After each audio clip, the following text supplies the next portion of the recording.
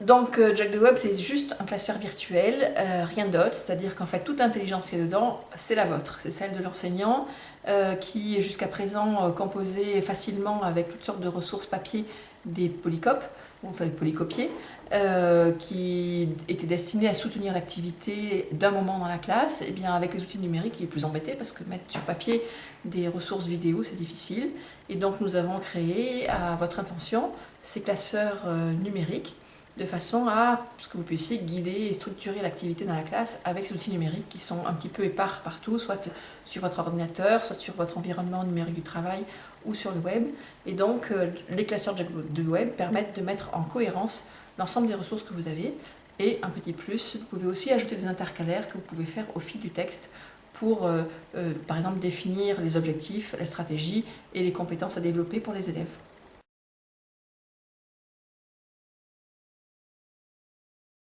Jack the Web permet donc de collectionner des ressources trouvées sur Internet et au-dessus de chacune de ces ressources, l'enseignant va pouvoir mettre une consigne. Donc ce sont des commentaires associés à chaque page et cette consigne va permettre de guider et de structurer l'activité dans la classe. Mais toujours la parole reste première par rapport aux objets parce que la relation d'enseignement c'est une relation de personne à personne et pour nous c'est important que le sujet précède les objets. Par ailleurs, on a observé que l'utilisation des documents web dans la classe pouvait générer du trouble si c'était mal accompagné, parce que les élèves qui sont le plus à l'aise avec les documents complexes, eh bien, ce sont ceux qui vont se débrouiller le mieux, et les élèves qui sont moins à l'aise vont moins bien se débrouiller.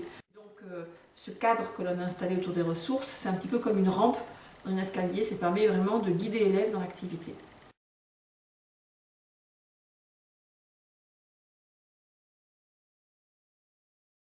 Donc le numérique en classe, eh bien, c'est pas de la démagogie, il ne s'agit pas de se dire les enfants utilisent ça naturellement à la maison, ça leur plaît, donc on va leur servir quelque chose qui leur plaît.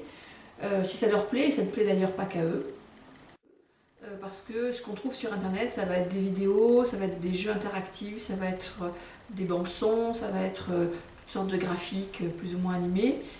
Et ces documents-là, en fait, sont des documents riches qui parlent à toutes les formes d'intelligence.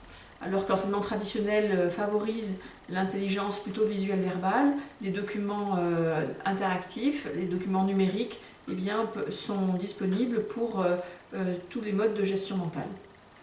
Et donc ça aide à percevoir, ça aide à comprendre, parce que donc il propose du son, des images, de l'action, du texte, et ça soutient beaucoup l'activité intellectuelle des enfants. Donc, par ailleurs, le web, c'est un formidable réservoir de ressources qui ont été mis en ligne gratuitement par des acteurs responsables de la formation, aussi bien des enseignants, des chercheurs, des personnes compétentes dans leur spécialité. Et donc, ça serait idiot de se priver de toutes ces ressources. Qu'est-ce que ça permet? On a repéré 3 types d'utilisation. Soit que l'enseignant dispose d'un ordinateur en classe avec un projecteur et à partir d'un classeur qu'il a préfabriqué chez lui, eh bien, il va pouvoir guider l'activité de l'élève avec des outils numériques sans toujours être en situation de recherche des moments où la classe s'éparpille un petit peu.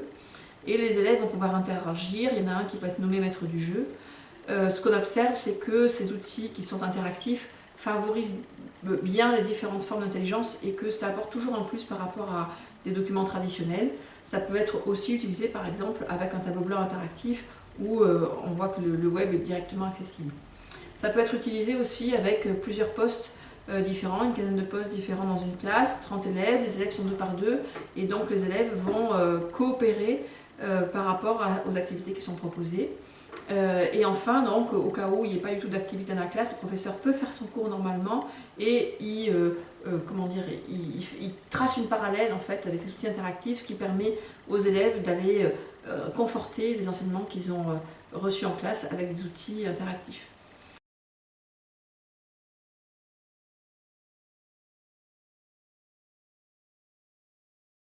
Bon, donc oui, on a présenté Jack the Web à des enseignants qui l'ont très vite adopté parce que pour eux c'est un moyen simple d'utiliser les outils numériques en classe. Ils nous ont demandé de rajouter des intercalaires, ce que nous avons fait. Sans doute que nous allons aussi ajouter bientôt d'autres fonctionnalités. Jack the Web va se développer au fur et à mesure donc, des requêtes des utilisateurs. N'hésitez pas donc à aller sur les forums, à poser vos questions, à nous solliciter. Nous serons toujours là pour vous aider.